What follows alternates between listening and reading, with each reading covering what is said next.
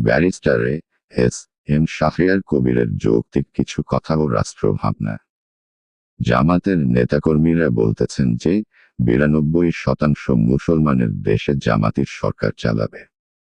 আমি বলি কি 92% মুসলমান সবাই কি জামাতকে ভোট দিল?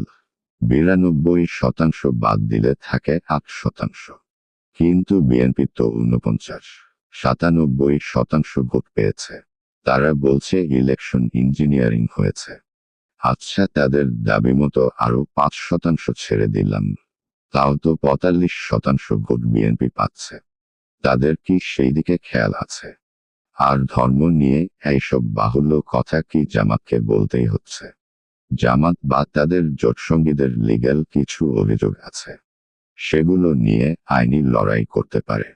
যদি তাতে কোনো সমাধান না আসে, সেক্ষেত্রে গণতান্ত্রিক আন্দোলনমুখী পরিবেশ তৈরি করা যেতে পারে। তবে কোনোভাবেই একজন অবশ্যম্ভাবী প্রধানমন্ত্রীকে বিভিন্নভাবে অপমানসূচক কথা বলা উচিত নয়।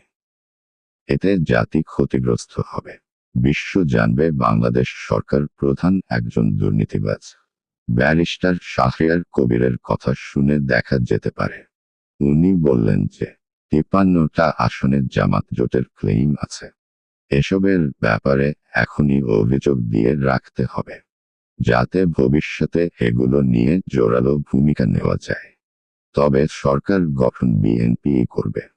আমাদের জোট হয়তোবা 120 থেকে 130টা আসন পেয়ে শক্তিশালী বিরোধী দল হিসেবে দায়িত্ব পালন করবে।